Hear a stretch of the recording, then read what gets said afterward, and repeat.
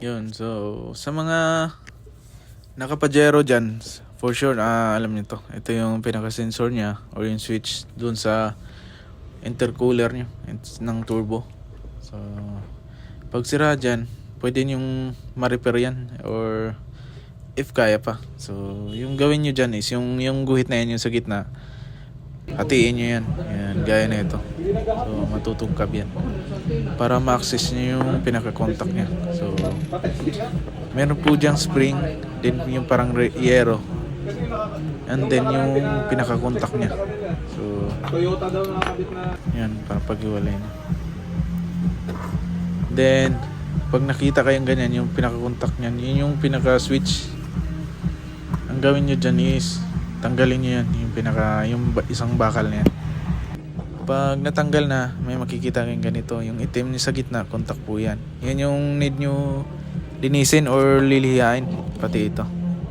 Then, pag nalihan nyo na ganito, then haklob nyo lang ulit. Yan, okay na yan.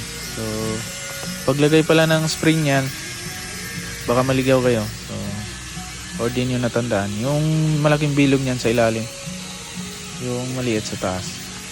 Then, tamang pagbalik naman ng yero niya, kasi hindi pantay yan, yung umbok niya is paturo sa ilalim. Just in case na makalimutan nyo or hindi nyo matandaan. Then, pag okay na, then haklob nyo lang ulit. Kaya na bahala kung i-epoxy nyo kasi hindi na yun mabalik sa dati yung lapat na lapat. Then, pag testing yan, kailangan lang po yan iinitan para ma-reach nyo yung temperature nyo para gumana. Then, ayun, may indicator na rin yung test light. If may output na siya. Yan, may output na siya. Then, check na natin yung fan if naikot. Ayun, naikot na. So, pag yung fan na yan hindi siya naikot, yung sunod na gagawin nyo dyan is re-recta yung fan. If working siya sa 12 volts. Then, if wala, palit fan. If gumana yung fan sa 12 volts, na-recta, then sa orig ayaw. Check nyo yung relay kung may mga supply siya or working pa yung relay. Need nyo talaga ng tester dyan pag nag-trouble ng ganyan.